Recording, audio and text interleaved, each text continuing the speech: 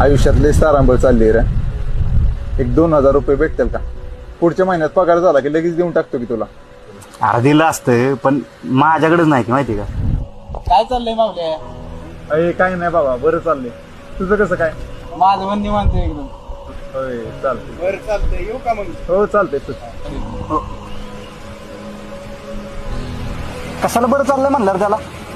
अरे झक माऱ्या, एवढीच तारामळ चालली ना आयुष्यात, एवढीच पळापळी चालली ना, तर मागायचं ना त्याला पैसे. बरं चाललंय म्हणे, दिलं असं त्यानं पैसे, झाली असती मदत. मी काय अंबानी होय.